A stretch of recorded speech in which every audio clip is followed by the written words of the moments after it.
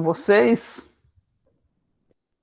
Que legal, né? Mais uma vez a gente está aqui. Eu estou aqui confortavelmente no meu sofá aqui. Olha que bacana.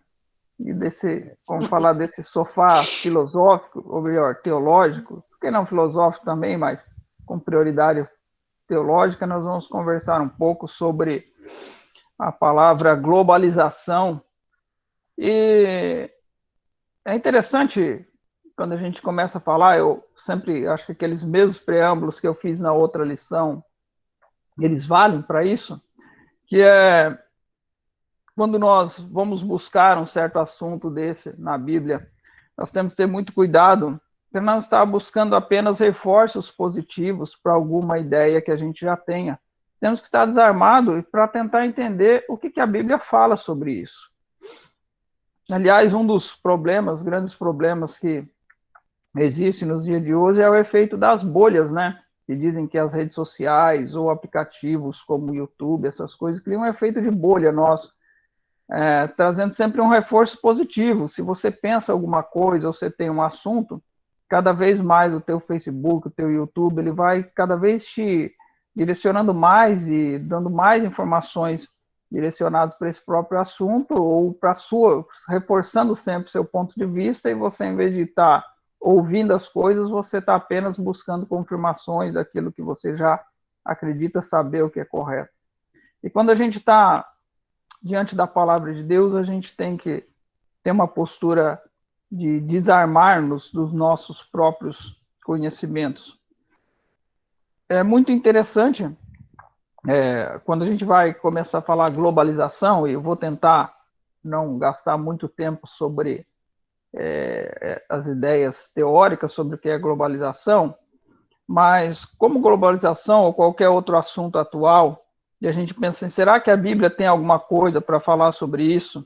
Ah, não tem a palavra globalização na Bíblia, então, não vou falar sobre isso. Eu até brinco tem um pastor que diz assim, olha, na Bíblia não está escrito lá para você não pôr o dedo na tomada, então pode pôr à vontade. Não é assim que funciona, não é mesmo? E eu acho muito interessante quando nós começamos, para minha surpresa, depois que li a lição, fiquei assim, mas não tem que ter coisas a mais do que isso. A Bíblia tem que ter algumas coisas a mais. E graças a Deus, quando eu comecei a ler a Bíblia, eu comecei a ver que realmente tem ideias interessantes que são totalmente contemporâneas ao nosso tempo. Assim, eu até posso compartilhar, os adolescentes lembram, quando a gente teve um tema na nossa lição que era ecologia. Falei, puxa vida, ecologia, mas e de repente você vê que tem textos lá que demonstram que o cristão deve, sim, usufruir dos recursos naturais, mas deve ter sabedoria ao fazê-lo, deve respeitar a natureza como criação de Deus. Existe, sim, uma teologia sobre isso.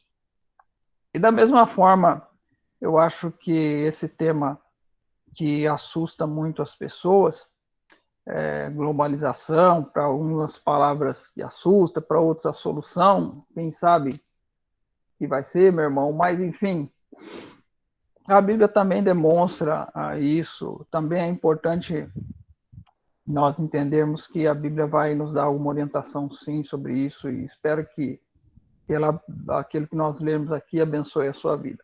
Eu queria começar, e eu vou ler o texto sugerido aqui nós vamos ler bastante hoje, tá? A Bíblia, e vamos inclusive, pretendo terminar com a leitura de um texto bíblico, a minha explanação. E nós vamos começar lendo o texto que está sugerido na lição lá, que é o texto de Timóteo. Eu vou compartilhar minha tela, para você não precisar abrir o aplicativo. Aí eu vou ler esse texto que começa no capítulo 3 de Timóteo, eu incluí 2 versículos ali, além do que o autor sugeriu.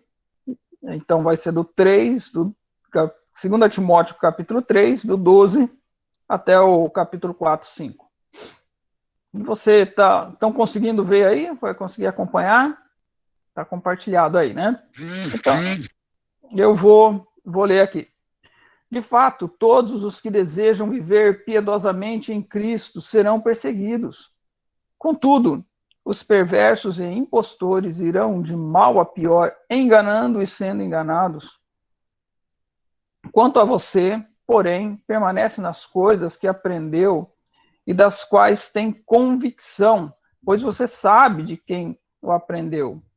Porque desde criança você conhece as sagradas letras que são capazes de torná-lo sábio para a salvação mediante a fé em Cristo Jesus. Toda a escritura é inspirada por Deus, é útil para o ensino, para a repreensão, para a correção e para a instrução na justiça, para que o homem de Deus seja apto e plenamente preparado para toda boa obra. Na presença de Deus e de Cristo, que há de julgar os vivos e os mortos por sua manifestação e por seu reino, eu o exorto solenemente. Pregue a palavra, esteja preparado a tempo e fora de tempo. Repreenda, corrija, exorte com toda a paciência e doutrina. Pois virá o tempo em que não suportarão a sã doutrina, pelo contrário, sentindo coceira nos ouvidos, segundo seus próprios desejos, juntarão mestres para si mesmos. Eles recusarão a dar ouvidos à verdade, voltando-se para mitos. Você, porém, seja sóbrio em tudo, suporte os sofrimentos, faça a obra de um evangelista, cumpra completamente o seu ministério. Vou interromper aqui o compartilhamento por enquanto. Então, esse texto ele é muito importante para nós, né? Um texto cheio de verdades que nos inspiram. E, para começar, eu quero primeiro que você fixe numa ideia. Quanto você permaneça, né, naquilo que você aprendeu, e você sabe de quem você tem aprendido. E, na verdade, o que Paulo quer dizer assim, e o ensino para hoje é: vamos focar no que a Bíblia tem falado e no que ela pode nos ensinar. Vamos lá. Globalização. A globalização, o nosso tema para essa revista para os adolescentes, ela tinha um tema que seria falar sobre a pós-modernidade. Só que a globalização ela é algo muito mais antigo do que a pós-modernidade. A globalização, se você ler qualquer teoria sobre o assunto, né, fui não só lendo, mas fui buscar outras coisas, todo mundo vai entender a globalização como esse processo entre que as pessoas do mundo estão mais ligadas, seja elas ligadas em termos de governos que se interagem mais, em termos de pessoas se interagindo diretamente, em termos de empresas que se interagem diretamente. Ou seja, a gente vê que a ideia de globalização é a ideia, tipo assim, que alguém fala assim, uma ideia assim, o mundo é o nosso quintal é o mundo. Então, a gente vê que hoje, por exemplo, você sai em Paranavaí, de repente, esse dia eu encontrei um cara mendigando, e o cara era de um país da África, não sei da onde, cara, e o cara tá aqui em Paranavaí. Pensou aí, ele estava ali falando um português meio ruim, né? Porque ele veio da África, de um país onde fala francês, lá na África, não lembro qual era o país, e conversando com ele, isso a gente fala que é devido ao que a gente tem essa ideia de que os países estão mais próximos, as pessoas fazem mais negócios entre umas e as outras, os países, entre países, os países se ligam mais uns aos outros, empresas se ligam mais umas às outras e pessoas se conectam mais umas às outras. Por exemplo, quem fala de globalização, eu, por exemplo, agora estou falando com vocês do meu computador que é Samsung, feito lá na Coreia. Na verdade, montado no Brasil, mas feito na Coreia, chips feito em Taiwan, no software Windows, que foi feito lá, que é uma empresa, o Windows da Microsoft, uma empresa americana, e esse software, bem provável, deve ter sido programado por programadores indianos, porque muito da força de programação da Microsoft fica na Índia. Então, essas coisas, os caras falam, nossa, isso é a globalização. A questão é que, no mundo tecnológico, o desejo de um mundo mais global, de interação maior entre os povos, parece-me que sempre existiu. Isso é bem claro. Mas no mundo tecnológico, a tecnologia encurtou as distâncias. Tanto as distâncias físicas, nós temos o exemplo do nosso querido pastor Isaías, é mais querido para mim, porque é meu pai, né? Que saiu daqui, pegou um avião, deu um pulinho, parou lá na Turquia, né, pai? Da Turquia foi lá em Israel, visitou Israel e dentro de uma semana ele estava de volta. Essa é uma viagem, por exemplo, que proporciona isso? A tecnologia. Da mesma forma, por exemplo, você fala, olha, o cara está aqui hoje, o cara faz uma reunião em São Paulo hoje de manhã e à noite ele tem outra reunião na França. O mundo, então, parece que ficou pequeno e as pessoas estão se conectando. Sem falar na possibilidade da internet, né? Você faz reuniões, parte de negócio. Nós conhecemos aqui, o Silas conhece, amigos nossos, empresários, que já foi lá na China fazer negócio, né? Tudo isso faz parte desse mundo menor, esse mundo conectado. Agora, isso é novidade? Em termos de tecnologia, a tecnologia melhorou muito isso, ela potencializou, mas não é uma novidade. Eu estava pensando em globalização, e um dos exemplos que eu podia falar de globalização era Paulo, né? Um cara que nasceu, ele era judeu, ele era romano e ele tinha educação grega. A gente pensa, por exemplo, existem cidades hoje, inclusive eu acho tão interessante, eu vi um trabalho de uma igreja lá em Londres, uma igreja lá em Londres, que aquela igreja era a igreja, o ministério dela era lidar com pessoas imigrantes. Então, naquela igreja tinha africano, era um monte de coisas. E a gente pensa, nossa, isso é porque é moderno. Não, isso já existia, por exemplo, na época de Paulo, na época de Cristo, em cidades como Éfeso, onde tinha gente que era sírio, tinha gente fenícia. A gente vê no próprio ministério de Jesus, de repente Jesus está ali em Jerusalém e chega ali alguns gregos para falar com ele. Então, quer dizer, porque os povos já se interagiam, os povos sempre se interagiam. Mas volta a falar, a tecnologia, ela possibilitou isso numa outra escala, numa coisa assim, como eu falei, desde coisas boas como coisas ruins. A própria velocidade com que nós alcançamos a pandemia, né? Na nossa pandemia, ela é devido a essa possibilidade. A gente vê que alguém falou assim, olha, tem uma variante lá na Índia, nova do coronavírus, está perigosa. De repente, o cara, de um dia para o outro, fala, não, mas essa variante já está aqui em São Paulo. São as consequências. Claro que existem consequências positivas. Você vê que, da mesma forma que o vírus vem rápido, a vacina vem em tempo recorde também. Isso acontece. E como eu falei, então a diferença do que existiu em vários tempos, onde tentou-se haver uma globalização, onde os povos tentaram sempre se interagir, é que a tecnologia permite isso de uma forma como que nunca se ouve em outros tempos, né? E pensando nisso, eu pensei assim, o autor da lição, ele começou falando assim de um primeiro evento que demonstra a globalização, que, segundo ele, numa leitura bem interessante que ele fez, foi a leitura de Gênesis, capítulo 11. E o que está lá? O irmão pode ler depois, né, na sua casa, lá, Gênesis, capítulo 11. Gênesis, capítulo 11 é aquela história da Torre de Babel. E a Torre de Babel, o que foi?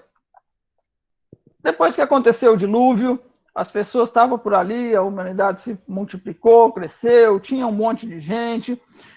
De repente, as pessoas se unem e falam assim, olha, nós vamos fazer aqui um projeto. Eu tenho uma ideia genial. Nós vamos fazer um projeto de uma torre. E essa torre vai ser tão alta que ela vai tocar o céu. E grave essa expressão, tocar o céu, porque ela vai ser importante para nós depois. E eles só vão fazer um tijolo, vamos usar a tecnologia de novo, né? Só que era a tecnologia daquela época. A gente vai melhorar a tecnologia dos nossos tijolos e vamos construir uma torre que ela vai chegar até o céu, e assim nós vamos ficar importantes, assim nós vamos nos sentir seguros, e não vai ter mais problema de dilúvio, enfim, nós vamos estar bem. O que acontece aqui é que eu vejo alguns efeitos, e alguns efeitos que também seria importante a gente falar sobre isso. O primeiro efeito é que eu vejo que o mundo pré-Babel era um mundo totalmente globalizado. E a Torre de Babel, ela não é uma tentativa de globalização, de tentar o mundo, porque veja só, as pessoas todas falavam a mesma língua. Já pensou nisso? Nossa, não ter que estudar inglês na escola seria tão bom, né? Que bacana, não ter que... Todas as pessoas falavam o mesmo idioma até Babel. As pessoas estavam todos vivendo meio junto. Mas o problema em si, e até existem alguns teóricos que colocam dessa forma, e eu vou colocar isso, eu quero colocar uma perspectiva bíblica sobre isso, através de textos bíblicos, que existe uma globalização, que é esse evento natural das pessoas, de troca entre seres humanos, mas existe também uma ideia que é globalismo, e isso também é uma palavra bem mais, ainda mais atual do que a globalização, que é a ideia de que existem pessoas, ou entidades, ou governos, ou sei lá o quê, que querem criar, mandar no mundo. Falando em palavras mais simples, existe alguém que quer criar uma entidade que mande no mundo inteiro. Isso é a ideia de globalismo. E essa ideia de globalismo, que aparece para mim, a ideia de globalização aparece para mim em Gênesis, e essa ideia também aparece em Gênesis 11. E o que me parece é que, veja bem, Deus não está muito chateado com as pessoas por causa delas serem globalizadas. Deus não está triste com as pessoas porque elas estão vivendo em um mundo onde você pode falar com todas as pessoas na mesma língua. Mas a partir do momento que existe o globalismo, alguém que quer mandar em tudo, que fala, nós vamos criar uma torre, nós vamos ser tão importantes e nós queremos influenciar todo mundo, Deus falou, isso aí não foi bom, não. Esse troço aí eu não gostei, não. Interessante, né? E falou, espera aí que eu vou dar um jeito nesse negócio. Vou fazer um esparrame aqui. E naquele momento, então, a Bíblia relata, né, que Deus olha e falou, vou fazer um negócio, eu vou confundir, cada um ali começa a falar em línguas diferentes, né? E eles não se entendem, e ali então o mundo se espalha. E eu acredito que a partir desse momento o mundo se espalha e começa a criar suas culturas mais locais. Criam-se povos, e cada povo com suas culturas. E como eu disse, eles vão tendo as suas especificidades culturais, cada um vai vivendo do seu jeito, e o mundo tem a ser uma ruptura. Porque imagine só, a diferença de cultura linguística já é muito grande, né? Mas a consequência da Torre de Babel ela é muito maior que isso. Então, a partir disso, depois disso, nós vemos que o mundo sempre teve, os povos em si sempre tiveram trocas de cultura, sempre estiveram interagindo. O problema de tudo é que, seja lá como a gente for, seja lá se você quiser culpar o que for, sempre, então, sempre existe alguém tentando, como nossos queridos adolescentes ali, como diria o nosso Pink e o cérebro, o que a gente vai fazer hoje? Vamos tentar dominar o mundo. Sempre existe alguém tentando realmente dominar o mundo. E não existe nenhuma época. A gente pega desde o Império Persa, cai o Império Persa, vem depois Nabucodonosor, vem Alexandre, vem Roma. E existe sempre alguém tentando dominar o mundo, querendo ser algo que é maior do que todos. Falou, isso... Então, veja bem, fixando os pontos que eu coloco. Na Torre de Babel, nós vemos que as pessoas tinham interações entre si, mas o seu desejo de um domínio global de querer exercer, esse desejo, Deus, ele é mal visto, vamos falar por Deus, ele é rejeitado por Deus, e Deus coloca ali aqui, eu vou colocar um ponto. É importante também eu entendermos aqui, já frisarmos, e na verdade isso talvez seja uma parte até da conclusão do pensamento final disso, é que Deus coloca um ponto nesses planos, assim, quando Ele quiser. Quando Deus achar que, para com esse negócio aí, vocês já foram longe demais, então Deus vai colocar isso. Importante também colocar aqui, no ponto 2 da lição, o autor vai colocar aqui uma coisa importante sobre as falsas promessas que existe através da globalização, né, que é a promessa, e ele vai colocar aqui a parte de paz e segurança, porque a própria Bíblia tem uma profecia falando disso, quando viermos, agora temos paz e segurança, então virá o fim. É importante nós entendermos que aquilo que eu falei lá, acho que até na outra lição, e que eu tenho tentado entender isso até para a minha própria vida, que não há resposta para o homem fora de Cristo. E qualquer coisa que você busque nisso como resposta para o homem fora de Cristo, isso será idolatria e não vai resolver. E isso não é só se alguém acredita na globalização, eu nem sei se alguém realmente leva a sério que a globalização vai resolver os problemas. Não, tem, né? Quem que leva o problema do homem não vai. Nem a globalização, nem a tecnologia, isso também já fracassou. Todo mundo achava, quando começa o iluminismo, isso eu já falei na outra coisa, todo mundo pensou, agora sim, a gente encontrou uma coisa e a ciência vai resolver o problema dos homens. Tudo bem. O problema é que a ciência se multiplicou, mas você tem mais gente se suicidando hoje do que se tinha na época obscurantista, vamos falar assim. Que solução que é essa? Quer dizer, o homem pode estar mais inteligente, pode ter vacina, pode ter algo que cure, pode ter transplante de coração, mas o homem se suicida. Por quê? Porque ele está vazio, e se você buscar resolver esse vazio em qualquer lugar que não seja em Cristo, na palavra de Deus, através da palavra de Deus, você não vai ter nenhuma solução. Certo? Então, vamos lá.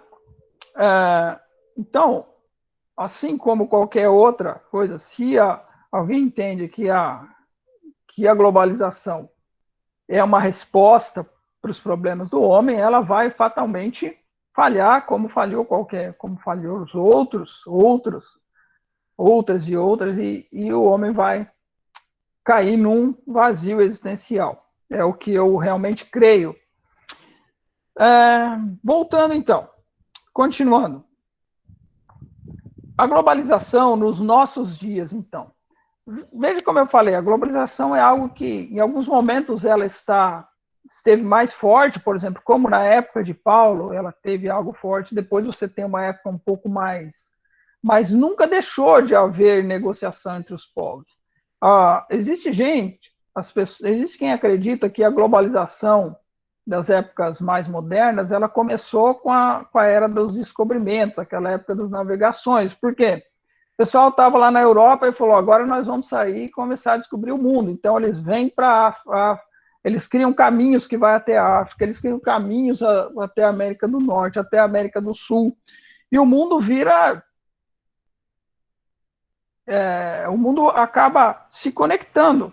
Então, você tem o Reino de Portugal, que tem a sua filial aqui no Brasil, você tem a França domina uma metade da África, outra metade a Inglaterra domina. Então, desde essa época, já se havia todas essas trocas.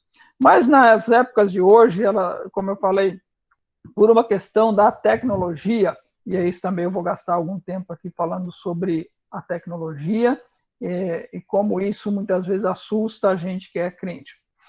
E como que nós devemos também se comportar em relação a isso. Desde essa época, então, a globalização vem Mas na nossa época, como eu falei, pelas questões tecnológicas, porque hoje você pode falar com alguém, você pode ter, existe uma troca maior, e essa troca ela pode ter benefício e pode ter malefícios também. Existem coisas, por exemplo, a gente vê aqui nossos queridos adolescentes, tem adolescentes que são otakus, né? Otaku, não sei se fala otaku ou otaku, e os adultos estão falando, nossa, o que é isso? Na nossa igreja, são pessoas que gostam ou da cultura japonesa, o adolescente que gosta daqueles desenhos japoneses, coisa que faz parte da cultura japonesa. Por quê? Porque o mundo está mais globalizado. Por causa disso. Aí, nós vamos começar a entrar em alguma questão. É importante entender que, na minha opinião, o mundo se opõe a Deus. Ele está. A gente entende que o mundo, ele, por definição, ele se opõe a Deus, não é? E aqui começa a entrar a questão. Em todas as questões que eu leio como definição de globalização, você sempre vai ver alguém falando, olha, a globalização é isso, ela é ruim porque homogeneiza a cultura por causa disso, daquilo. A maioria das coisas que eu li, as pessoas criticando a globalização, mas em todas elas, os caras falam, oh, e tem a islamofobia, e tem não sei o que, mas ninguém fala, por exemplo, do cristianismo. Ninguém fala hoje em dia que cristãos morrem aos milhares simplesmente por serem cristãos.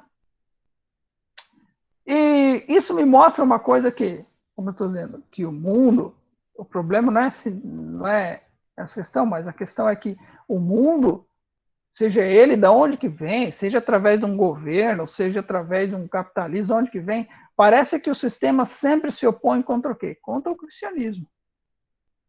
Né? Esse sistema que tem se montado se opõe exatamente contra o cristianismo. E daí, quando a gente fala sobre isso, sobre o sistema atual, aí vem muitas coisas. Olha, nos últimos tempos a gente ouviu falar tanta coisa, né? Chip da besta, houve até a gente que falou, olha, tem o governo tal que já está implantando, e daí vem olha, vão implantar um chip no sua mão agora que vai substituir o documento, isso é a marca da besta.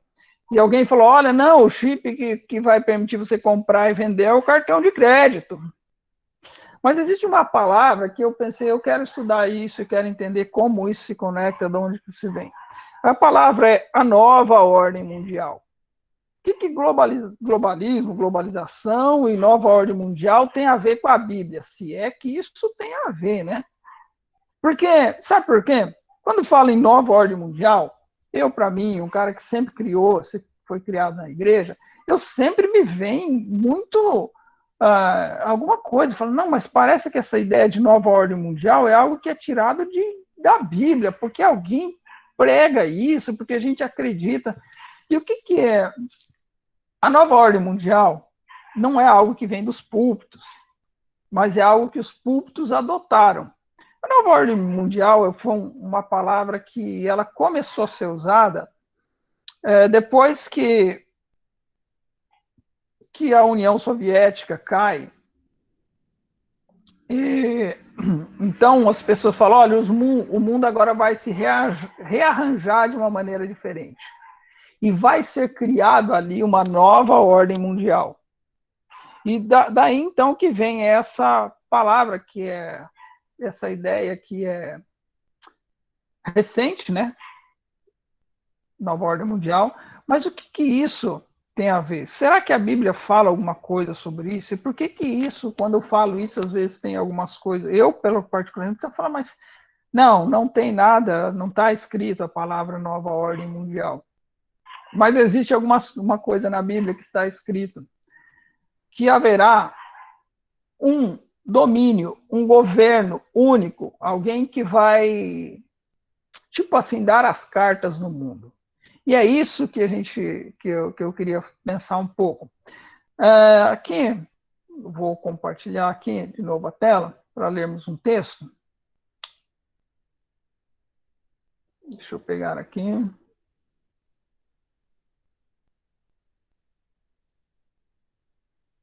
sei se vocês estão conseguindo ver aí. Mas está escrito também, se você pode estar olhando depois na sua Bíblia, Apocalipse 13.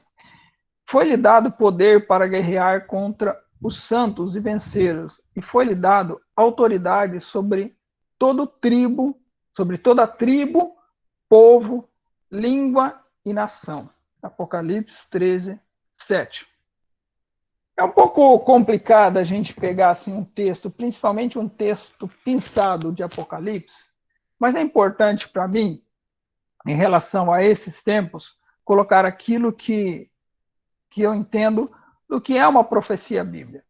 Existe uma profecia bíblica de que haverá uma entidade, ali é colocado besta, então pode ser uma pessoa, pode ser uma entidade, depois você pode ler Apocalipse 13 lá, tirar suas conclusões, mas de que haverá um domínio único, alguém que vai exercer controle. Isso nunca teve tão perto de acontecer, eu não sei, pode ser que não aconteça nos nossos tempos, pode ser que aconteça no tempo da próxima geração, na outra, mas a Bíblia tem uma profecia de que um governo, alguém que vai exercer, e assim, não é que vai ter um governo, quando eu leio esse texto de Apocalipse, veja bem, ele diz que a besta ela vai ter autoridade sobre todos os povos, línguas e nações. Ou seja, eu não vejo aqui que vai diluir as nações. Ah, não, não vai ter mais nação, nós vamos votar para um presidente mundial, então vai ter um presidente mundial. Mas acontecerá que haverá alguém, seja lá o que for isso, uma entidade, uma pessoa, é algo que eu sempre falo assim, que por trás de toda entidade, governo, existe uma pessoa. Em última instância, sempre existe o ser humano. Haverá alguém que vai exercer domínio sobre os governos. Ele vai exercer autoridade. E eu não quero entrar muito nessa discussão aqui de como isso, se gente acontece, mas existe sim uma tentativa clara de organizar isso. Nós vemos muitas vezes, por exemplo, em próprio 2021, existia uma proposta de um imposto global. Todos os países, todos os países do mundo iam ter que pagar esse imposto. E a pergunta é para quem que vai ser pago? E quem é que tem autoridade para mandar em todos os países? É uma autoridade global que pode exercer, que será exercida, certo? Então, a Bíblia cita já essa ideia de globalismo. Há muito tempo atrás ele fala. E como eu falei, voltando a falar, sempre houve os pink cérebros que queriam dominar o mundo, sejam eles Césares, sejam eles Hitlers ou quem foi, pessoas que tentaram dominar o mundo. E talvez o que vai acontecer é que nos últimos tempos haverá alguém que talvez não vai derrubar os governos, mas que vai exercer domínio sobre todos os governos. É uma profecia bíblica.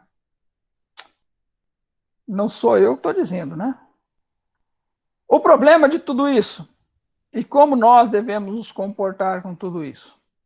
Em primeiro lugar, por isso que eu falei, que eu citei, falei, olha, fixem esse texto, quanto a você permanece nas coisas que você tem aprendido. Ou seja, nós estamos aprendendo as coisas da palavra de Deus, e o norte para a nossa vida é a palavra de Deus. Não só a globalização, como o mundo pós-moderno, ele sempre vai tentar trazer para nós uma ideia de que o mundo, de que não existe uma verdade absoluta. Aliás, eu conversava isso já quando eu ia na faculdade ainda com o meu professor de filosofia e falava, olha, não existe verdade. Não, existe a nossa verdade. E a nossa verdade, nós cremos é Deus. Nós cremos que Jesus é o único caminho. Nós cremos que a Bíblia é maior do que qualquer conceito ético que possa ser escrito. Nenhum conceito ético que pode ser desenvolvido deve ser maior do que a interpretação daquilo que é a palavra de Deus para nossas vidas. Nós devemos temer essas coisas que estão por eminência de acontecer, como eu disse, não sei quando vai acontecer, mas a própria Bíblia diz que vai acontecer. Essa é uma pergunta. Nós devemos estar todos temerosos, ou vamos ficar agora escondidos embaixo da cama aqui, porque vai vir a globalização, vai vir estar o governo global aí que o Tiago falou, que não, está lá na Bíblia, vai vir. Bom, para tudo isso, eu queria já encerrar com uma leitura um pouco extensa, e eu vou compartilhar de novo aqui a minha tela, do Antigo Testamento. E sobre essa leitura eu vou concluir já as minhas ideias, depois a gente vai orar e você vai poder abrir aí para fazer as suas perguntas. Mas antes, vou colocar aqui, não sei se vocês estão vendo aí. Aqui, esse é um texto do livro de Daniel, e eu queria ler esse texto, é um pouco extenso, mas eu vou ler aqui pausadamente para você prestar atenção e vou fazer uma conclusão sobre esse texto. Essas são as visões que tive quando estava deitado na minha cama.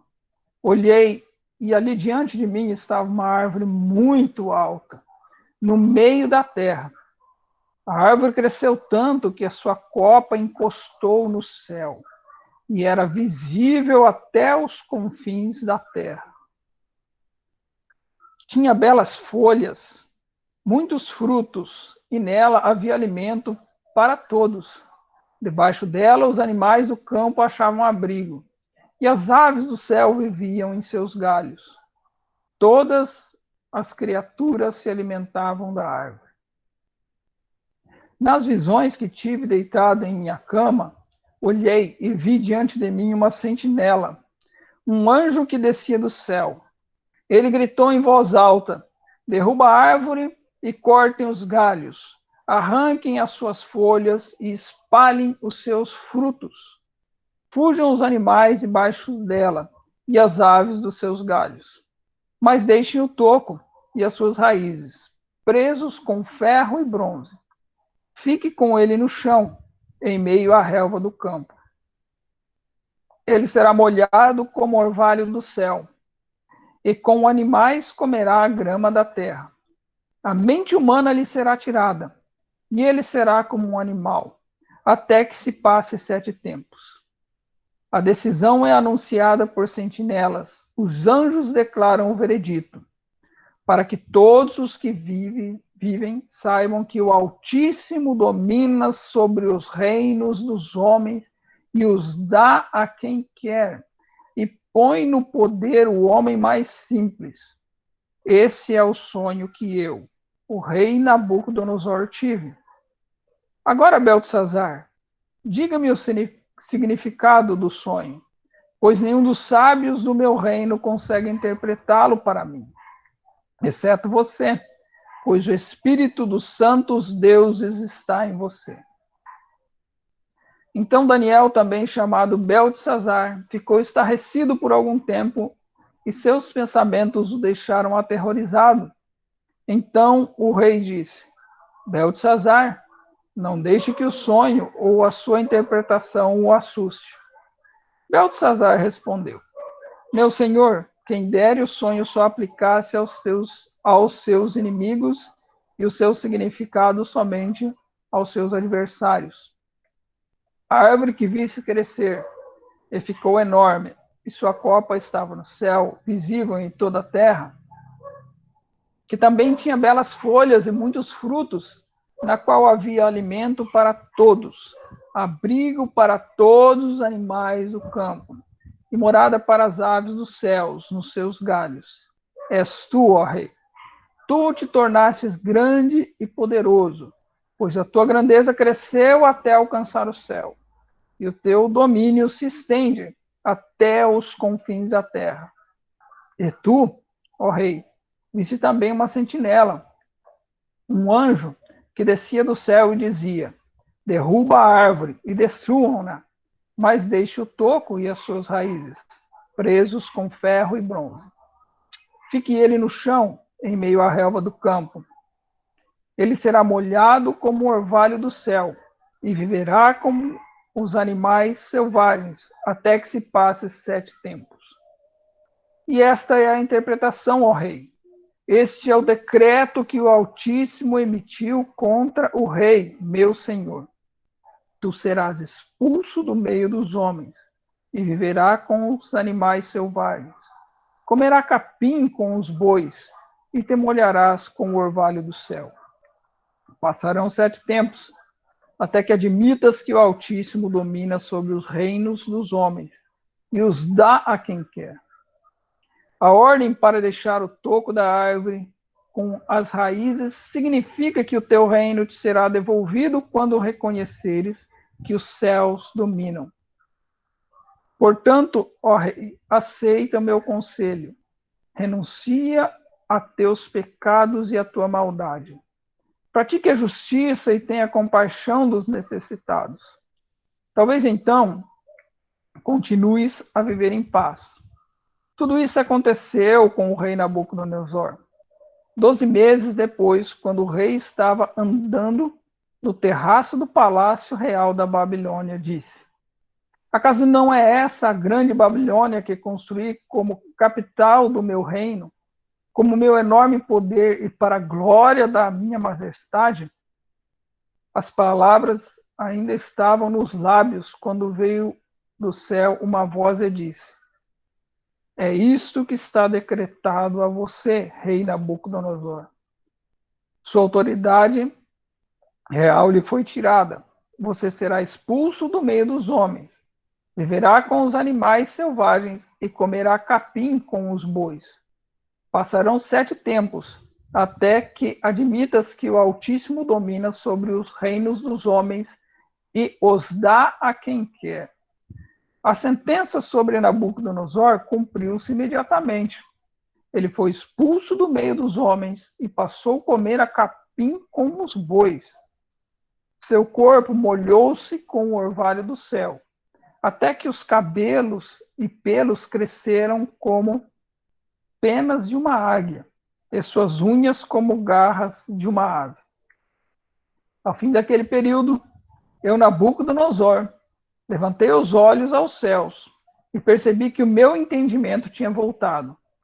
Então louvei o Altíssimo, honrei e glorifiquei aquele que vive para sempre. Seu domínio é um domínio eterno. O seu reino dura de geração em geração. Todos os povos da terra estão diante dele. Ele age como lhe agrada com os exércitos dos céus e com os seus habitantes da terra. Ninguém é capaz de resistir à sua mão, nem dizer-lhe: o que fizeste? Naquele momento voltou-me o entendimento e eu recuperei a honra, a majestade e a glória do meu reino. Meus conselheiros e nobres me procuraram, meu trono me foi restaurado e a minha grandeza veio a ser maior ainda. Agora eu, Nabucodonosor, louvo, exalto e glorifico o Rei dos céus, porque tudo o que ele faz é certo e todos os seus caminhos são justos. E ele tem poder para humilhar aqueles que vivem com arrogância. Amém? Irmãos, como eu disse, isso na verdade é um pouco da minha conclusão sobre todos esses problemas que nós temos.